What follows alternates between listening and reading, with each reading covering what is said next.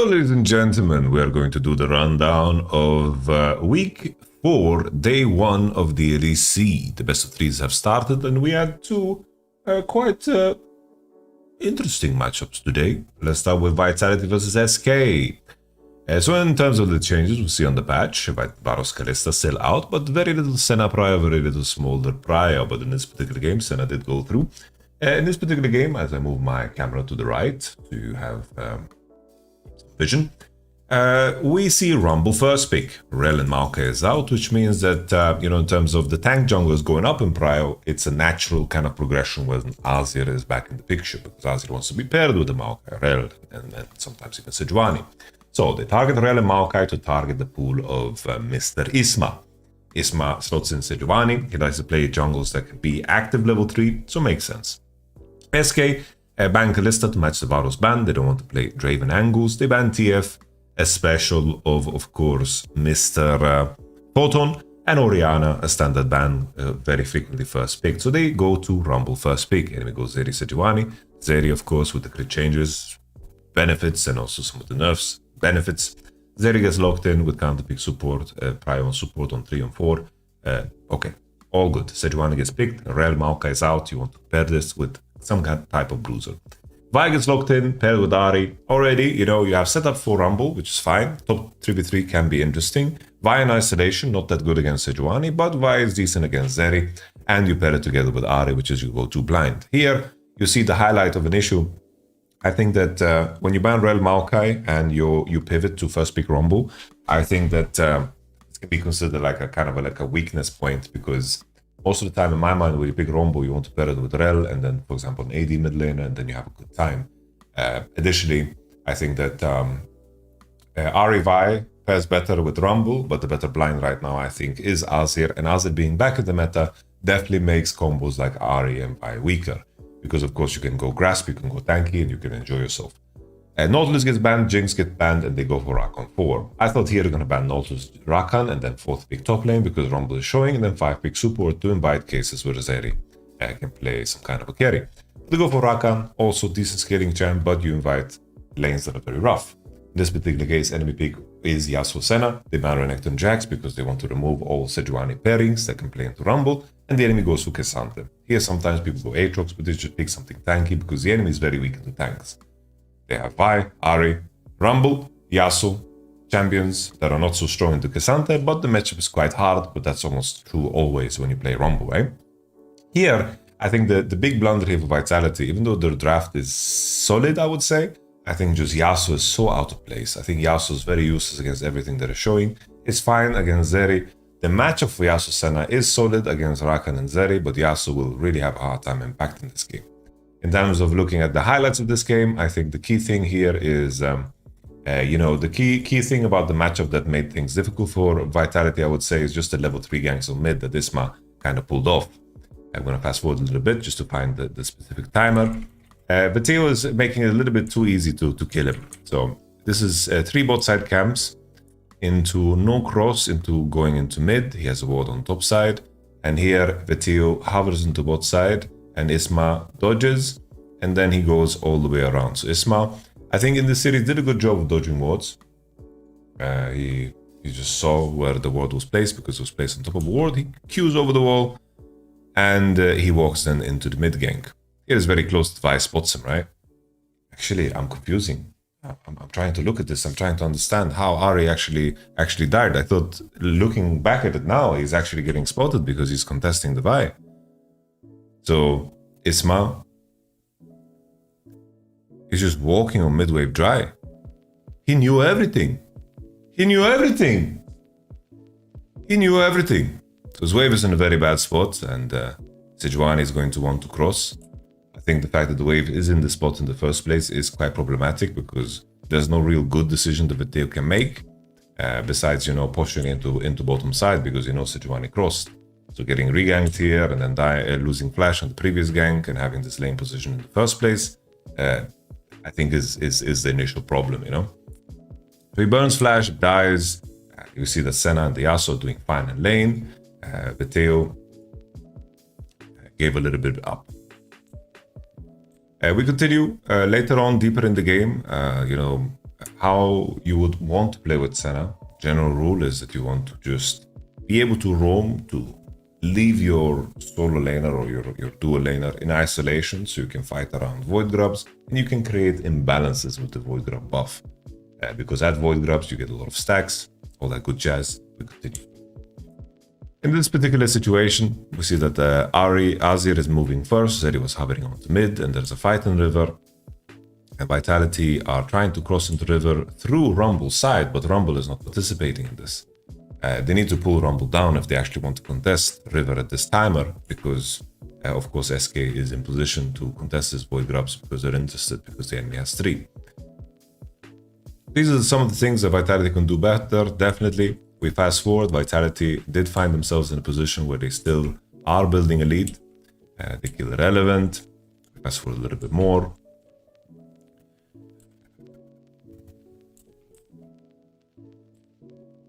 Continue. We continue. So blue side, as mentioned before, Yasuo and Senna did have good lane matchups. Vi reaches 6 and, Ari recovered, got a couple of kills. They have a decent gold lead, but the fact that SK has gotten away with getting a couple of Drakes makes this game, difficult for blue side. Because as mentioned before, Yasuo might be strong in lane, he's not that good in this game. In terms of the scaling, I would say that the red side is very, very favored. It's quite easy for them to itemize against blue side, and Vi doesn't have any good targets besides Zeri, but here in this spot, red side has enough CC to maybe potentially, play the fights out. And additionally, even if they full send on the Zeri, the damage output of K'Sante and Azir in such a case, if they're still alive after the enemy builds or the load, the key thing is that they need to commit so fucking far to actually get anything done, right? So we fast forward. So big throw of Vitality when they try to progress the game. This is the big one. Show it. Manage to take tier 1 on top, all good, fine and dandy, and then they transfer here into bottom side. Here usually all you want to do is you want to crash the bot wave, you don't want to find yourself in situations where you siege. Here you just cross and all is good. Irrelevant now traps in this bush, Kazi doesn't notice, and Irrelevant goes behind him and then looks to W him. Kazi in this spot, he should just be walking, but instead he just ease on to K'Sante. Optimistic. So he gets blocked, he gets knocked, and now Vitality is in big trouble. They cannot give anything away, this Drake is super important at nice soul point, they are stronger at this point, but to give anything away against a composition that scaled better than you is a big mistake, because at the same time, a cross map is commencing.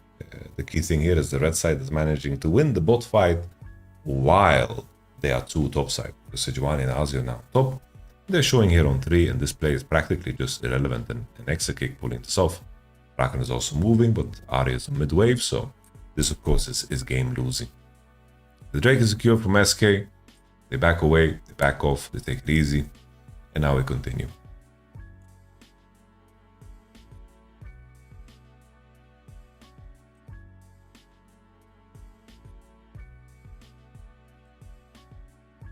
This is what I'm looking for, this one.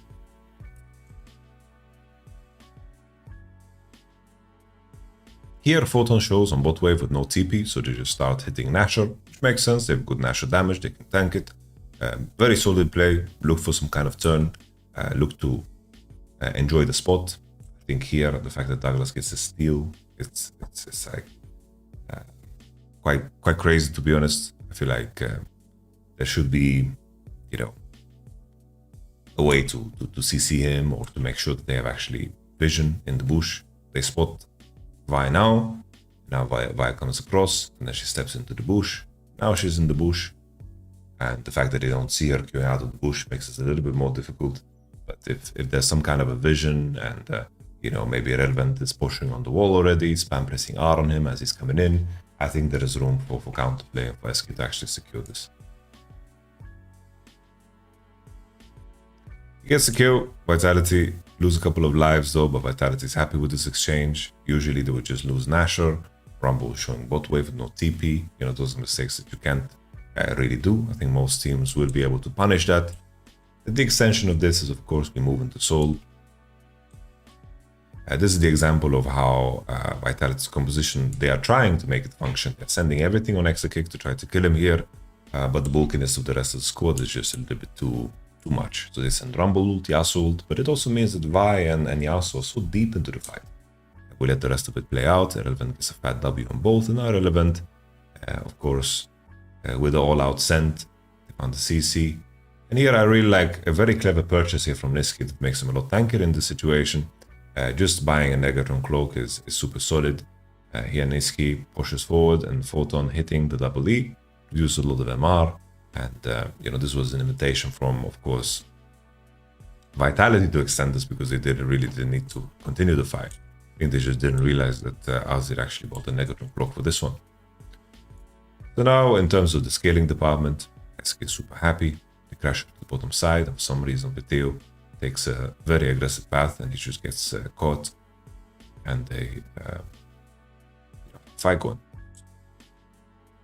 I remember this fight wrong because I thought Viteo actually got one shot, but in terms of everything that went down here, he just kind of survives, ults out. Those is low HP, Douglas gets killed, okay. I think the rest of the game is not super interesting. I think just the key thing is Yasuo being very weak, bot lane situation to pressure the tier 1, the tier 2, and just the mid lane level 3 gank situation. There needs to be a better way of actually managing mid wave. I'm 100% certain that you can. You have full information there. There's no way that this should be like a reasonable lane position to be in as Ari in my mind. We'll continue. Game number 2, Vitality, they bounce back. Let's take a look at the draft. Vitality, Varus, Twisted Fate, Rel, Kalista, Maokai, and then SK pivot to Rumble. So the change-up is open Orianna and ban Rumble. So they pick Orianna first pick and Zeri Sejuani, and I thought that when Vitality is on the ropes, they're going to pick Xayah Rakan. I didn't really see the reason as to why you wouldn't, because the answers into Rakan, I feel like these are champions that, you know, Orianna is rather good into, if you think about, for example, Renata. Also here, if you go Xayah Rakan, the enemy has to choose between countering your support or actually, you know, either they counter your support or they pick Azir. We already know SK is going to want to only play Azir into Orianna. That is the plan. And in this spot, you can kind of create a chokehold. I think here in this spot, you're looking to play maybe a game of Nocturne, a game of Vi, a game of Volibear is fine too, and I think that you can always find a champion. Even Xin Zhao is solid. So I think picking Volibear here to make your Xayah weaker, I don't think really is a great play.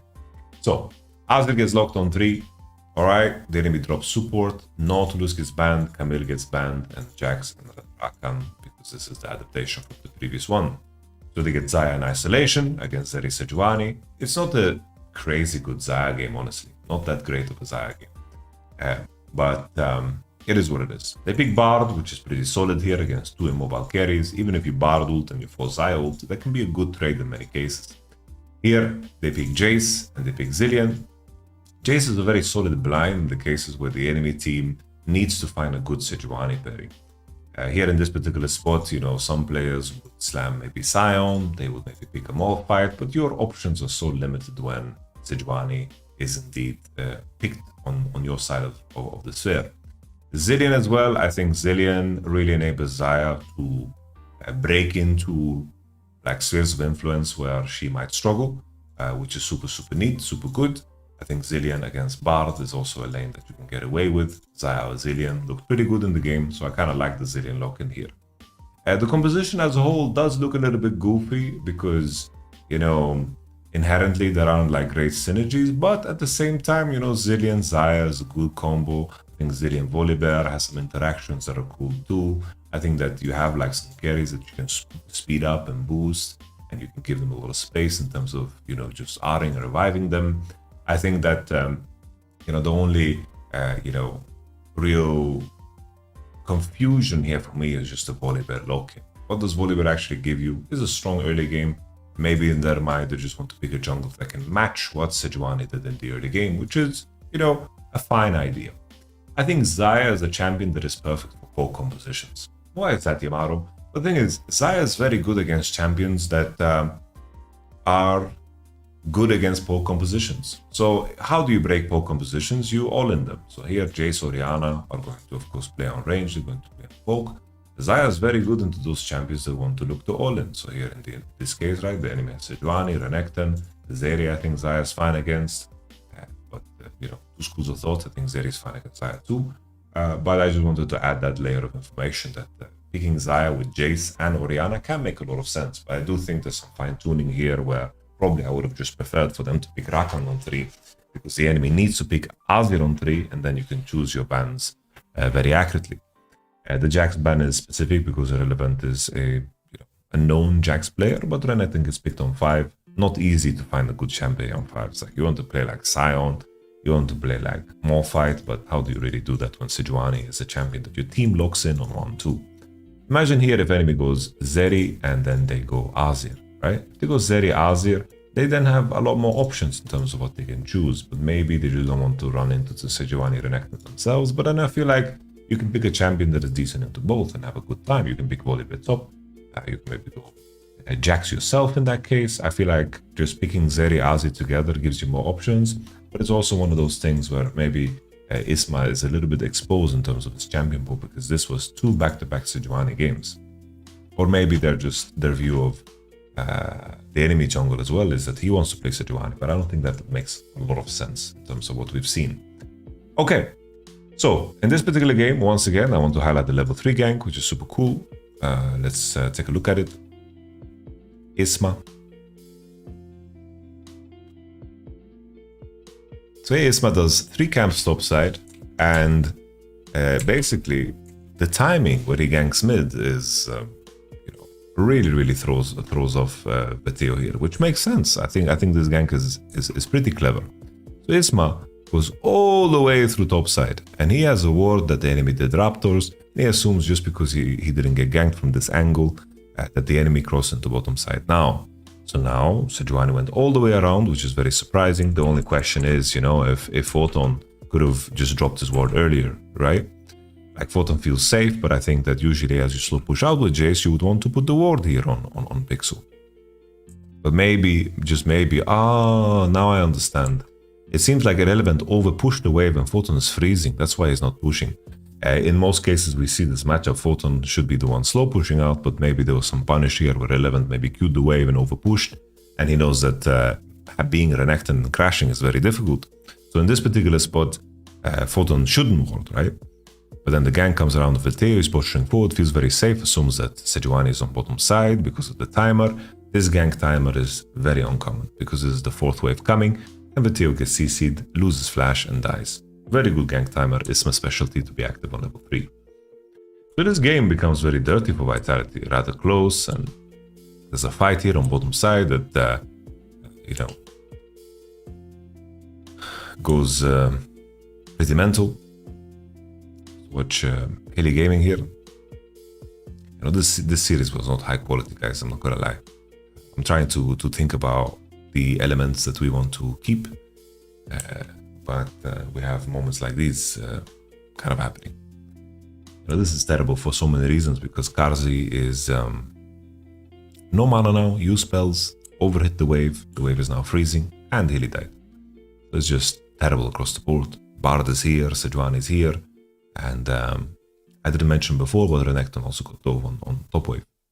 Now we have continuation. Sejuani is now doing the golems. He sees the Volibear, and he says, you know what, Renekton? We don't have that good of a relationship, so I'm going to not defend you. And Douglas just walks past him, and Isma just doesn't help. Usually here you drop the golems and you make sure that you're there on the top wave that is crashing. You try to maybe thin down the wave with the W of Sejuani and the Q of Renekton on the wave to reach Renekton 6, and then you play, But instead, Isma is all the way here. Maybe you can create like 1-for-1, something, you can fight back. But instead, we have the situation where Isma finishes golems and he gets the whole wave of Irrelevant. And Photon is now in a monster position to carry the game. We fast forward. Photon in this particular game was getting ganked left and right. Just look at the commitment here. It's like the TP with Azir, Bard is top, everything is happening at the same time. and they barely have a wave, you know? It's like 2 milli is already gone. While on the cross map, you know, see Orianna's already pushing, Zaya's going to be pushing mid too, she's going to walk back because she sees this, and Photon eventually gets killed. But the thing is, Orianna's gaining so much here. Like, Orianna was behind from before, you guys saw the first gank, and she also died in an engagement earlier. She's so behind, but somehow staying relatively even in gold, just because she's collecting platings. Like, I think Asia tried a little bit too hard to impact the map, and I think maybe there was ways for them to build more advantages through mid. But at the same time, his Renekton was giga bleeding due to the dives, so he didn't want you know, this Jace to completely take over, because Photon is a very strong player. I will continue.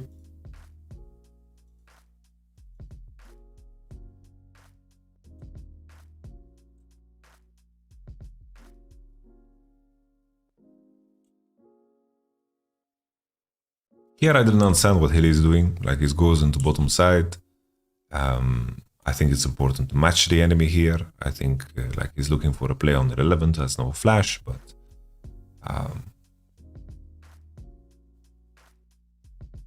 I think in terms of the information available and the Rift Herald kind of spawning, I think that he should be walking with his Volibear to defend the top lane. And maybe his thought process is plain and simple, that the Renekton has TP, so he wants to play into him, and he is worried that Jace, if Jace can't pressure without vision, that Renekton can just TP and break the game, because Sejuani can gank the Jace. That could be the thought process, and honestly that doesn't sound too shabby. I'm going to real time just go back to see if there's any additional information that Hilly can be aware of. So Orianna pushes this wave, and after Saya just kind of bases late. Looking at it, Zeri's already on mid wave, Zaya needs to catch.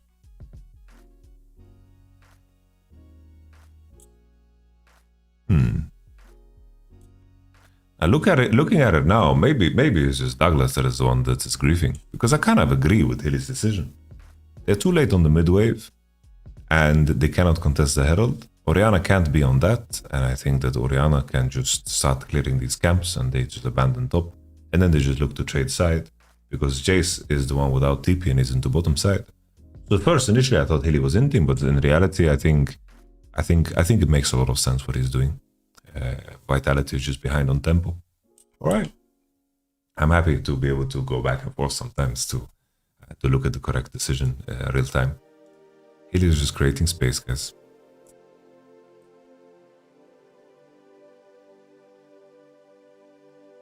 We fast forward to some deeper moments in the game.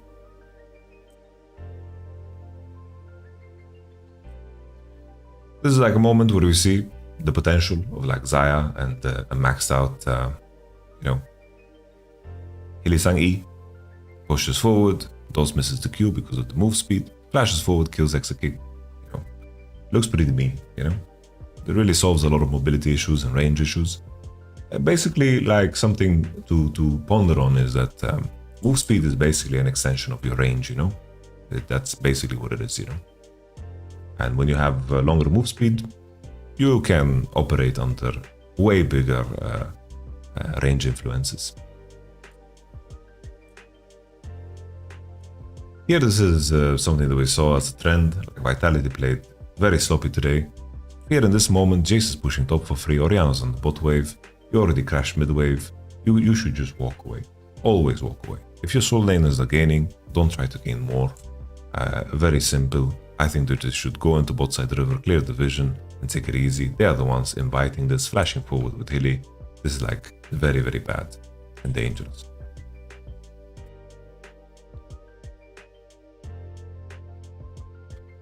Obviously, as Douglas dies, blue side is going to look to pressure the Nashor. The main thing I'm looking for here is just like you can just look to play for the finish, right? Because keep in mind here, Bard has ult, Azir has ult. They can just go into the pit. Jace is not going to do anything. They see Vitality crossing through this space, right? After he plays the pink, they don't see what Kazi is hitting. Like this is an easy finish Nash, Bard ult, and then look to play. They can just go into the pit, and Azir is not in danger. You're looking to finish Nash here because the enemy doesn't have smite. But actually looking at it, Isma doesn't neither. What does he smite? Okay, he smites Kazi here for the slow, which isn't completely crazy. It's a natural thing to do, but it's definitely hurting them in this spot, right? It's just in my mind, I'm looking at this and I'm seeing like Azir ult, I'm seeing Steady ult, I'm seeing Renekton ult. There should be a way for them to look to finish and to go deeper into the pit, and then maybe look to turn with the Renekton flash, a W on whoever comes into this space, right? The space that I'm highlighting. But instead, they're pushing forward, and Orianna ult lands on Azir and Irrelevant. The Bard was super late. I don't understand Bard's positioning either. I think it's pretty goofy. I think that everyone should be in the pit. They should look to finish Bard ult, Azir ult, and then look to turn together. But here they're not turning together, finishing Nash same time. Like, this is very poor from SK. They give away 3 kills, when in reality I think they can get this without any deaths, you know? We continue forward. Extra kick, ease over the wall, and this famous moment here from DOS, he just plants his boy over the wall. And extra kick is in big trouble. He just E'd, has no flash, he just gets completely griefed by DOS, which is not something extra kick was alone with in this series, even though I don't think SK as a whole played well or played better than their counterparts. I do think that DOS had a bad series even by his own standards. And after this, Zaya comes online, Zilia scaling is active, Orianna super strong too somehow after that early game, and the extension of the game is kind of odd. But let's look at the final fight.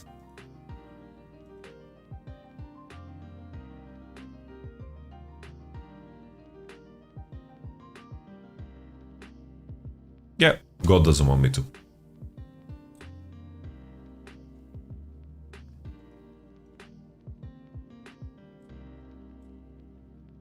We continue.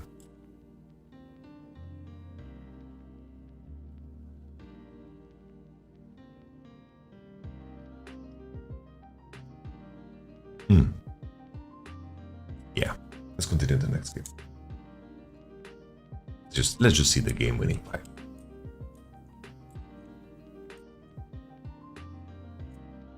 All right, here we can look at what Vitality can improve. So basically, they need to make sure that the top wave crashes all the way. So in order to do so, if you don't have the wave all the way into the top side, you can't really push the enemy out of this space of the jungle. So basically here it's fine, right, because they have mid control. But after that, they need to take this route, because otherwise they funnel themselves through this spot, and then Azir has angle, Zeri has angle. Very easy to fight against a team that funnels themselves through the spot. Instead, what I would want Vitality to do is to take the safe path, because even though that enemy tier 2 is gone, it's not really relevant unless the wave is all the way. So what you want to do is just go to step into here, control this space, make sure the Sejuani is not in it. You don't want to invite yourself into going into here.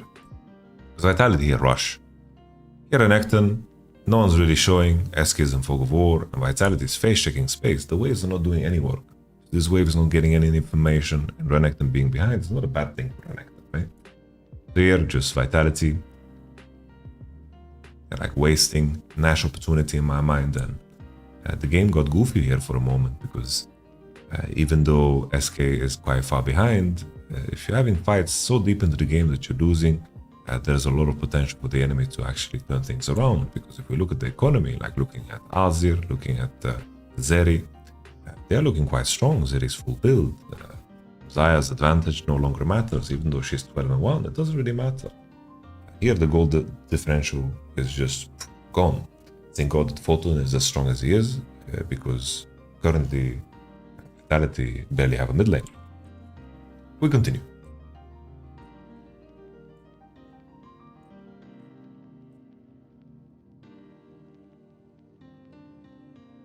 So here, not sure what Vitality is thinking. It's like Orianna is late, Volibear is late, they get Bard ulted mid.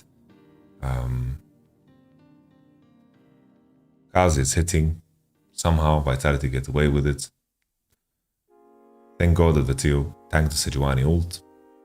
Photon flashes forward, gets the CC, and Vetheo follows up with the ultimate. and Vitality get the dub. All right, game number 3. Ladies and gentlemen, game number 3. All right, in terms of the draft, SK now on blue side, ban Orianna, Rumble, Varus. Okay, Rel follow up with Rel, Renata Class, Kalista, and the open Maokai. Sure, SK follows up with the first big Maokai. This time around, Vitality do indeed reveal the Sejuani, so maybe to SK's point, they just want to deny the enemy Sejuani, but if they strike Rumble Sejuani is, what's kind of a combo is Rumble Sejuani? Enemy's not gonna black Yon, right? We continue. They go Sejuani, Jace, Zeri, Azir, pretty much the same rotation that SK did 3 games in a row, and Vitality pick Rakan on 3. Rakan on 3 can be paired with many supports, Hilly Classic, and you can set up the Nautilus Lulu bands. This is what I kind of wanted them to do in the first game, because the same way they can set up the Orianna, here if they pick Xayah Rakan, the enemy, if they pick Lulu Nautilus on 3, you have an okay-ish matchup, and your Orianna is going to be turbo strong. So I think there is room to explore there to put the enemy in some kind of a chokehold. Nevertheless, the Zilean pick was in fact quite solid. Okay, Vitality, Sejuani, Jace, Zeri, Azir, and then Rakan on 3. Nautilus, Lulu get banned, and then enemy bans Jinx, they pick Kai'Sa on 3. Solid, Kai'Sa lock-in, good pairing here with Jace, Rakan, enemy goes Camille, and then Rek'Sai, and then Twisted Fate of 5. Really beautiful comp here from Vitality, good cohesion, good early game, good scaling, never a weak point for them, very nice cohesive draft. Here, blue side, they have Camille and Zeri, which, you know, with the initiative from Camille Zeri, they need to make sure that they actually, you know, get some kind of advantage because Camille falls off. We saw a very horrible Camille performance from DOS the last time around, and he max Q and W, at least he changes in this one. Rek'Sai as well, I think this champion doesn't scale too well, reminds me a lot of Udyr, just a disruptive tank that has good lane phase early and a lot of regen and sustain. And I think, you know, blue side here, Sejuani can just tank the Maokai ult, and the poke from Jace and Kai'Sa and TF gold cards with the rapid fire is going to be very hard to deal with. So I think just Vitality, pure, plain and simple, big outdraft in this game. Let's take a look at the game. Viteo didn't get level 3 ganked, so God bless about that. We continue. There was a crazy sequence of events that I will show you guys that kind of summarizes the series in some kind of a way. Those, after fighting on bottom side, you know,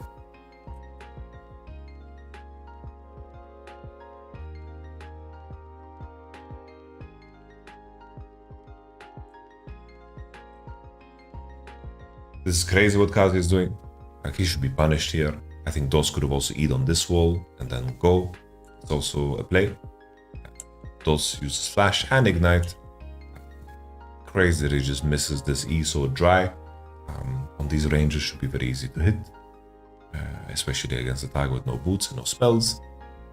SK get a good trade in, which is natural. They have a stronger lane. Theo's hovering into bottom side. And here, not sure why DOS is waiting. You should just ward over the wall. You should E on this quickly, trade quickly, while enemy bot lane is level 1. But he waits, doesn't ward, Douglas gets a smite, and he goes out. And now, DOS, I don't know what the fuck he's doing. Plain simple, I don't know what he's doing. I have zero explanation for this. There's no explanation for this. We continue. Now he smells deep, he has Flash out, has Nimbus, God bless. Now Douglas decides, I want to get in on the action. Exegate got level 3 off of the way. Isma's still here. What is Douglas doing? Once again, there is no explanation. We continue. Douglas gets CC'd, Exekick lines up, and gets the kill. Douglas doesn't even flash. Now Exekick wants to Q and auto, but Hilly with the W survives, and you think to yourself, wow, Exekick just has no flash, he's gonna be dead here. What a terrible play for him to flash on Hilly. Hilly decides to say, yo, you can have it. Why not? Obviously the zap, the finger that she does, it CCs. I mean, not CCs, it executes, has good damage on missing health, and Hilly got zapped. That sequence is just wild in itself, right? We continue. Zeri getting a couple of kills. Good for him. He's chilling. A little bit too fast forward here. We skipped some crucial moments. I wanted to show this 3v3 on mid, which is quite important and impactful. Where is it? Where is it? Sorry guys, I'm going crazy. Here. Here.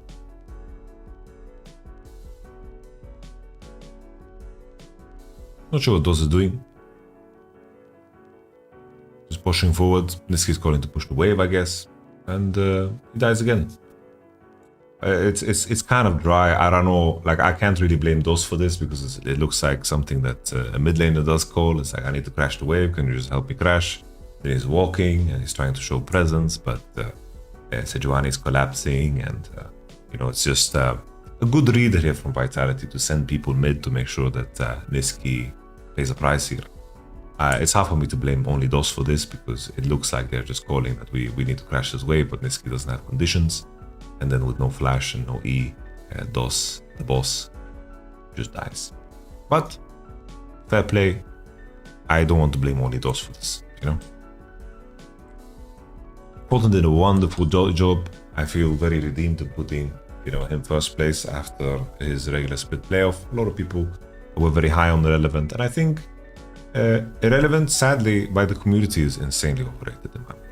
I think he's a great player, but overrated. People are talking about him as he's going to be the savior of top lane in Europe, and he needs to join G2 or Fnatic ASAP. That's how people talk about him, and I think that's ridiculous, really ridiculous. We continue. A little proxy action.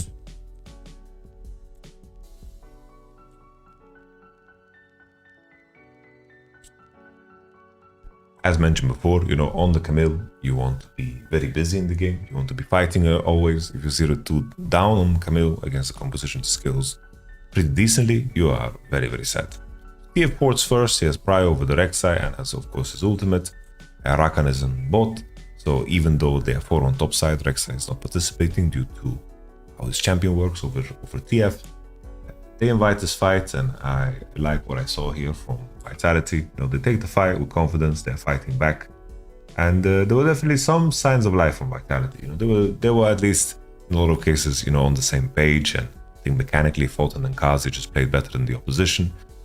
I think there was a clear difference between Photon and Kazi in terms of their gameplay level in comparison to everybody else on the Rift.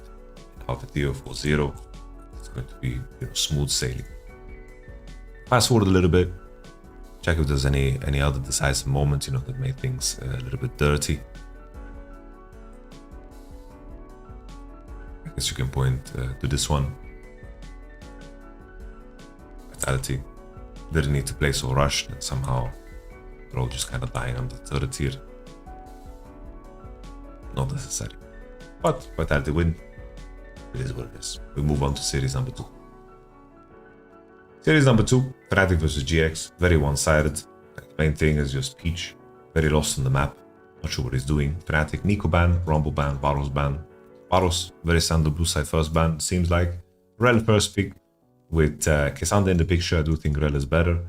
Rel jungle is performing super good. I think Rel is good into Maokai too, so Rel lock-in, very natural, we like it. Rel seems to be performing insanely well within the LEC. Orianna, Kalista, Viban, and then they go Sejuani, Zeri, basically copying SK's rotation. Azir, K'Sante gets picked, and here the enemy needs to choose, are we picking mid, or are we picking, of course, top lane into K'Sante? They pick TF, not something that we know Odo Amne for, and additionally, you know, it's not the great pairing with Sejuani. The enemy team now needs to pick an AD mid laner somehow, and I think, here in my mind, just pick Yon on 3. The enemy is never gonna ban Odo Amne to straight. Let's be honest, they're never gonna ban it. Maybe they know something in scrims that I don't know, but at least I don't put these two things together, TF and Odo Amne. Renata Glask, Braum ban, Rakan. I think Braum ban is just to set up a potential Nautilus if Rakan does get banned. But I think Yon here is probably better pairing with Sejuani. If they pick Rakan and pick an AP mid like Akali, you're basically outscaled on Mercury threads. But You know, GX had some moments. I just want to highlight here Peach in the early game. Crazy what he did. Let me show you guys. Okay. So this is a player that is getting paid. Sorry, that was very mean. So little level 3 gank on mid, and then he steps into the river, and Peach is just fighting back. Peach's awareness here is absolutely ridiculous. His bolding situation is that he's getting collapsed on. He has all the information available to him, but he just decides to fight back against Rel. I'm not so sure what he wants to accomplish here. His Akali is low HP. He's playing no fleet. Doesn't want to fight. Bot lane doesn't want to fight. I don't know what Peach is doing. It's just confusing. Flash bubble. Good CC chain here by June. I like that. And they get a kill. The first one. Humanoid has double buff. And Jackie's is just suffering more. Lucian Nami get a basin. They have to use sums. And here Peach decides to queue over the wall after, seeing Razo push her forward. He should have some kind of awareness that this could potentially get warped. Queues over the wall and reveals it. And now Rel is like, yo, this guy has no flash, he has no Q, the Q cooldown is long, and Peach is just taking risks for very little reason. Here comes the collapsing squad, Oscarine comes. Odoamne maybe could just start autoing or maybe trade heavier or something like this, not so sure, but just Peach really exploding the game before there's any gameplay even happening. This is the jungle you don't want in your solo game. No cohesiveness behind the play. You're hoping that the enemy doesn't have vision on the Drake. You're hoping that the Rel didn't ward when he pushed forward on you. I don't know, like there's very little reason or thought process in that. Jackie's probably could have kept R1 here. He could have just E'd after the CC chain. They didn't have a lot of damage here. Like imagine Jackie just ease out now. I think he's playing it super fine. He decides to R and then E out and then R2, which is, it is what it is. And that big deal. The only redeeming factor of GX, I think, was Jackie's. The rookie was doing some things. You see his numbers kind of fell through the roof, but it was not an easy game to execute. But he did, in fact, get a solo kill on Humanoid, which is solid enough.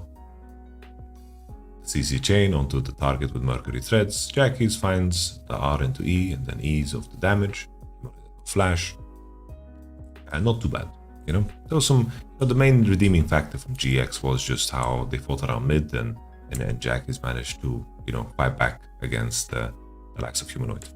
This was like a very crucial mistake that if you want to learn something from this game is understand what the enemy sacrifices by TPing. You don't need to always match and hope that your team is taking a good fight or a bad fight to try to fix it. Imagine now Odoamne is TPing into the mid wave and he in this position gets nothing. This is a terrible TP. Horrible play from Odoamne. Imagine now K'Sante now stacks, crashes this wave on top, disrupts TF from entering topside, gets a plating with his demolish on the turret, bases on Iceborne Gauntlet, has TP, has Ghost. He would 1v9 the game. Bin would 1v9 the game. But instead he TP matches to look for something, and I think that sometimes everything is just so short-sighted. And of course here, Oscarine burns the resource because he wants to get something done. He wants to get a kill here because he's giving up a top wave that is slow pushing into the enemy. There's such a big difference here in terms of value gain and value lost. If he didn't TP, didn't do anything, his base would have been better, his position would have been better, and he would have Ghost and TP for the rest of the game, right? He would have such a big advantage. TF wouldn't be able to lane, and then somehow TF recovers.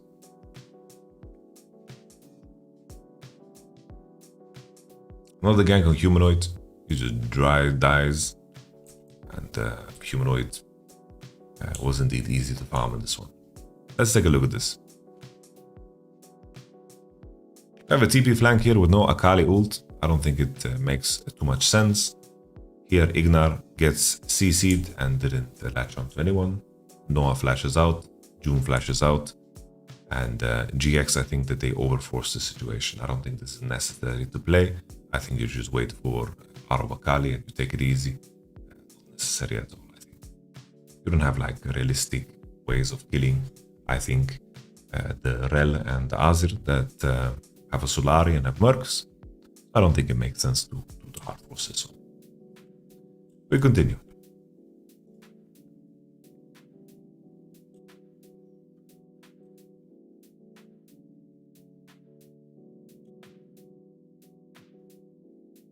A humanoid, I'm not so sure how he uses his E. I guess he uses it now, and then TF just caught up with him anyway with the ghost. It isn't the end of days because he did push the tier 1 and he got a pretty deep wave, and Kesanta and Lucian Army are pushing. I just wonder if there's ways for them to actually pressure Patrick on the wave, but it's hard to tell without having actually the camera there. This is a good death here from humanoid. The enemy ganking him there when no one's defending bot is a very big investment. We continue. This is also insanely close. Like humanoid was playing quite disrespectful. Like if Jackie's just hits this E, he gets a solo kill here. That's the exact E that I'm talking about. He gets pushed into the turret. Humanoid used every resource to get him into the tower. The E minion. Humanoid uses the block, of course, and dodge. And humanoid eventually wins this 1v1, but it's so awfully close. Looking here if there was a way for him to... It's so close. I think that here, if he W, basically, trying to look at it, if he W, like yeah, he gets energy, right? If he W Qs and he kills, I think he could have actually won this. But Humanoid still has flash, so maybe not. Continue. Some of these fights, this is like my main point of criticism towards Noah. It's like in some of these fights, he's just too easy to kill. Like he just gets hit by everything. Very easy to kill. Jackie's was landing ease on him, and even in this situation, it's like you end up in a spot where you die to the Akali. Like in terms of how you use your E here, like what was that E? Jackie's almost makes a miraculous escape. There's another fight here that happens on Drake as well, but it's also true. I think just as an AD, he's just a little bit too easy to kill. We can take a look at this one. Jackie's final highlight here. Kali, Protobells, pops. Noah just dry dashes, gets E'd again. This is the challenge of being AD, right? You're incredibly fragile, you are carrying a lot of gold and a lot of weight. You need to be very nimble, and when every champion in the game is designed to fuck you up, you need to be very, very sharp. I just don't feel like having bank and gold on Noah is as impactful as you would want to, because I think Noah finds himself in good economical situations due to lane phase and sometimes due to just farm distribution in mid game. But I don't feel like his item swings are as impactful as I would like. Right.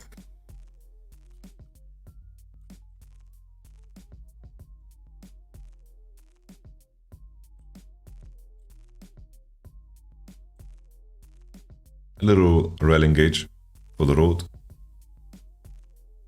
Activo gets it. It's a big one. Massive Nami wave 2. And GG. We go for the last game. Fnatic versus GX. Game number 2. Fnatic back on blue. On this particular spot, GX ban Kisanta on 3. And they pivot to Vi. First pick. Not sure what triggers this, because maybe I'm not so sure what triggers this, because they could still do Rel, Azir, 80 on 3 and play the same. I'm not so sure what triggers the Vi lock-in, because here Rel, Zeri, enemy gets locked in and they go Azir Jinx.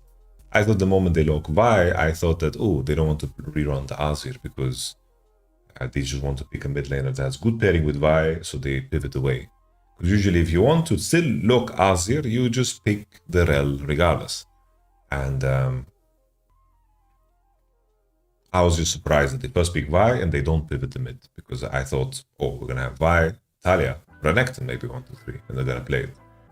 But instead they just pick Azir Jinx, and I think that inherently this is already like not a great game for Vi to play because she's playing with Jinx and she's playing with Azir. You know, there's definitely better Vi games to play than this one.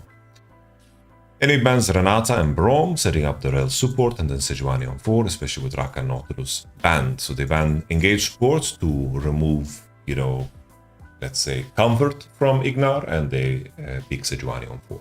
So they reveal the rel flex and they pick Tahm Kench to make Jinx's life easier. In some cases here, a lot of people just like picking Alistar. They go Rek'Sai for the blind pick, which replaces Case Hunter as the top lane tank. I didn't really like Blue Side's composition here. I think it's wonky and it's a very bad game for Vi to play, I think. Here, Red Side's composition is a lot better because they have Yone instead of Akali. Reminds me of our Casey game when we had Brown Akali and the enemy just stacked MR. This was not good. We need Yone and Brand to really set ourselves up for success. But all in all, you know, we just, you know, they are better off because the enemy can't just stack Mercs for free. Here, Yone is going to get values, there is going to get value. It's not the same as the previous game. I like GX's draft here. It's pretty solid. In this particular game, you know, Jackie's was doing his absolute best. The gank squad was definitely active on mid lane, and you know, he did have a target on his back. Although Hamna was a little bit greedier in his approach as well in terms of lane phase. The previous ones, in the previous TF game, he was porting a little bit too much and didn't focus on his own conditions. TF needs to farm. TF needs to scale. You need to leverage your passive, because if you don't, you're going to be piss useless. Like, TF is designed as a champion that is very good at carrying items. That's what he is. So you need to generate gold. You need to make sure that you prioritize your own conditions. Here, Razorg is trying to just take the chickens and then get level 6 to dive Jackies, but is a little bit greedy because he doesn't have information on Peach, and Peach just finds him. Then Razorg flashes into the wall and wants to queue over, and then Odo Amne just chases here with the ghost. Very sad here for Odo Amne that he doesn't get the fucking kill off, because somehow Ignar, I don't know, he just fucking basics attacks him off of the passive proc of Odo Amne. Like, this guy was just dead, he didn't need to basic attack at all. Red buff goes to Ignar, kill goes to Ignar, and that's very bad. Jackie's using Doran Shield to the absolute max, bases, and we continue. Here, very confusing. GX just make too many plays at the same time. Peach is taking the chickens, and he gets TP'd on, while Ignar is spotted on pink and Yone is on midway. So, just too many plays at once. I think you just have to choose together what you want to achieve. Patrick could hover for the Raptors, or Sejuani could participate in this play to break the wave on bot to make sure that Noah can push. But instead, we have this play. Noah flashes. Ignar could have aimed his W better, I'm sure, to try to make sure that he predicts that flash, because this is a moment where Noah has to flash, so it's very different. And then, of course, Sejuani also dies. So, Jinx 1v2s on bot, and Peach dies on Raptors. Painful. An extension, Humanoid manages to survive here. Jackie's doesn't have enough damage because of his E running out, and they peace out. Humanoid survives Yonult, he survives fucking Sejuani, and also the rel timer, which is very, very big for the game, of course.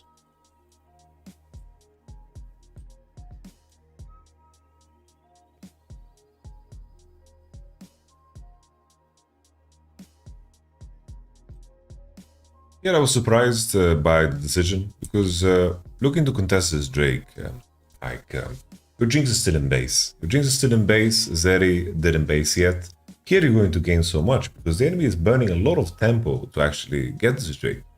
But like here, Fnatic's decision to hard commit to this Drake, I don't like it too much. The reason I don't like it too much is because Jinx is still in base, and if Ignar doesn't face it like this and lose his entire HP bar, there is not much of a play here, I feel like. Patrick ults and fights back, and then he gets Vi ulted, he kites away, and he flashes Oscarinian spells. They manage to not kill anyone, and TF pushes top all the way. Imagine if Ignar didn't face check the way he did. There's very little of a play here, and I think that in this spot, Zeri is sacking her whole tempo. Because look at the items. If you look at the items of Red Side, they all need a base. If you're walking out fresh on your base while the enemy is doing Drake and you have information on it as they do, you're going to have a good time. So Tankwish could have based, match with Jinx, and they could just open on the map together.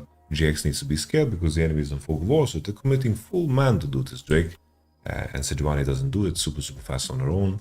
So I think that if Fnatic didn't contest this and they played tempo, I think that they could have potentially gotten more here. Maybe, you know, look for a stack away on bot, maybe get some platings over this because they have full info who's hitting the dragon. But GX get away with the better situation. Humanoid flashes. Very close to Humanoid gets solo kill for the round 2. I'll just show you guys the moment. So here, Jackie's.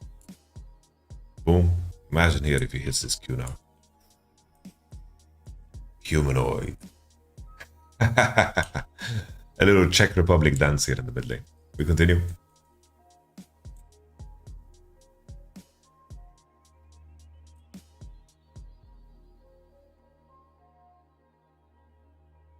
Yeah, Fnatic need to push her defensively. They need to reposition on like together in their own jungle.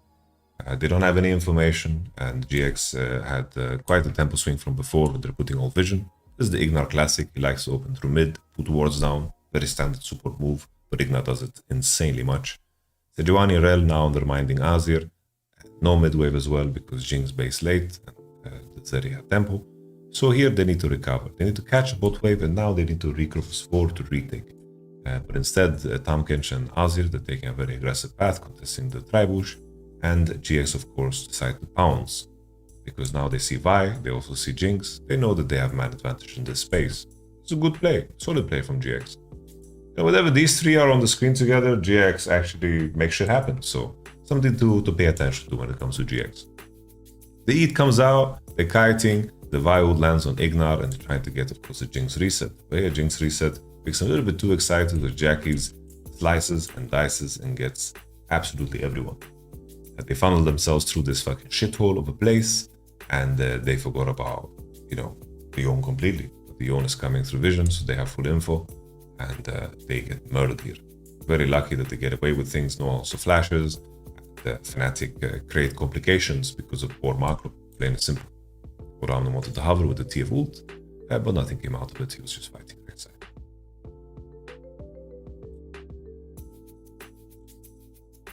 Let's take a look at this one.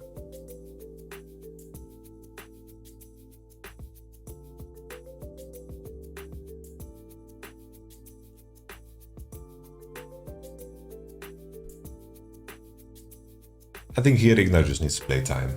Like if Azir is marking him, nothing is happening.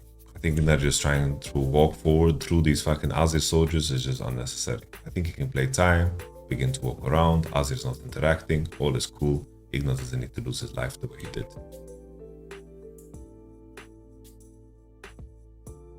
Usually in my mind as well, I think that there is room to undermine the enemy through this TP ward here that is on Tribush. I think that not using this space here is a mistake when the enemy overpushes on what I like to call the dick push. The enemy is not hitting Drake yet, you have a blue trinket too. You can take your time, you don't need to face check through everything because you can play with the information of a blue trinket. I think that you should just make use of the space here. It's very important. Because the enemy always, both teams are always going to be poking from the dick push. That's what mages need to do. It's just basically you have to poke from the dick push. That's your job. We continue. Ignar just gives his life away. Humanoid burns ult for him, which is fine. He eventually dies, doesn't reach the Q, and Peach tries to walk around. Patrick now would, of course, the Ghost on and ult on. He tries to hit away, but the fact that Jackie's ultimate here, I think, small mistake here from Jackie's. I didn't like the fact that he is. I think he should just play this a little bit slower, play off of the Odoamne CC, and look to walk forward and Q and then W, and then use E a little bit later because he pops back and maybe there was more to be done. A small detail though, I don't think it matters too much what I said, but here the only hope really is that you clip through everybody, but I think do a good job of kiting in a tight space and not get hit by the own ult everybody, but it's rather close. But I think just here, Ignar having too little value, and additionally GX being a little bit too late to the situation and not leveraging the fact that They don't need the face check, right? They have that pink ward, that ward on Tribush that is beautiful for the TP of Yone. They additionally have TF ult for vision, and additionally, they can even choose to not fight this. That's also an option. They can choose to not fight this because they are quite strong on side. So there are options that they can play around. The enemy Tam and Jinx can't contest Zeri super hard on mid wave. She can always catch, she can always push. That means that Rel and Sejuani are very free to play on the Yone lane, and that's where they are very strong. TF can push and he can get information, and there's a lot of options that they have in this game, but I feel like they just took the worst one, and that is face check into the enemy composition that is just wanting to play front to back. Because look at this ward. Look at this ward. Look at all the vision here, the space here. They can play here. They can undermine the enemy. There's so many options, you know? Really a lot of options. We continue.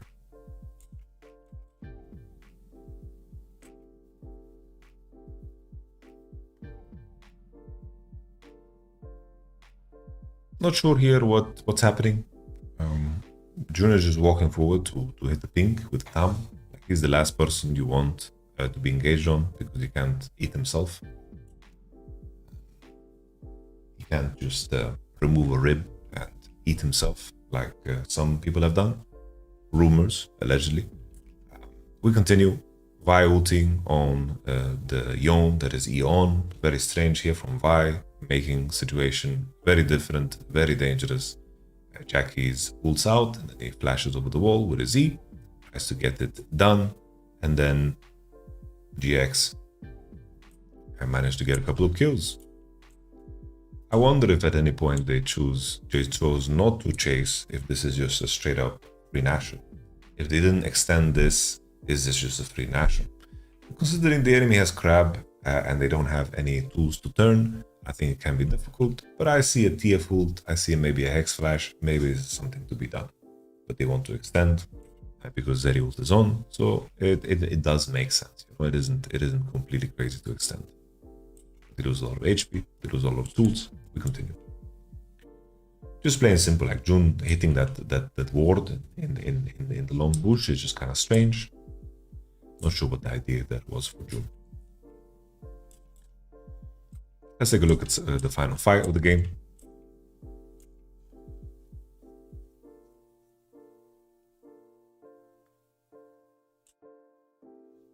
Here, you know, I mentioned before that the composition is not the greatest for Vi, but that doesn't mean that Vi has permission to just do shit like this.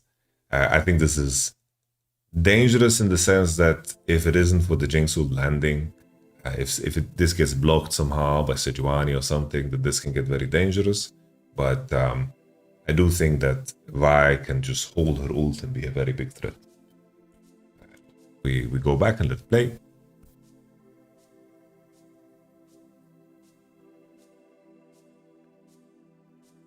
Skorin got some good damage, and Patrick flashes for no reason. Then the Vi Jinx ult lands. I guess it's not super easy to block it because Vi pushes everybody away, right? But I guess it just works out in the end either way. Good eat there from Jun. Patrick is almost popping off. We continue.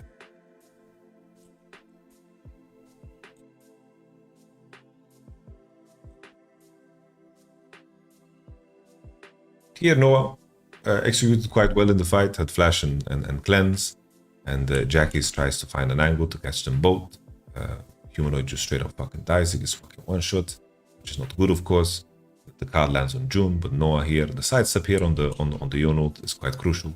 Little cheeky step. You know, praise should be given where it's deserved. Noah played very well in this fight. Ladies and gentlemen, I was quite surprised with the level today, I'm not gonna lie. The level today was continuation in my mind of what we saw in the B1s, which, as I'm saying it out loud, is not that crazy. I'm losing my voice slowly because I've been co-streaming since 7 AM this morning, and we have LCS to watch too.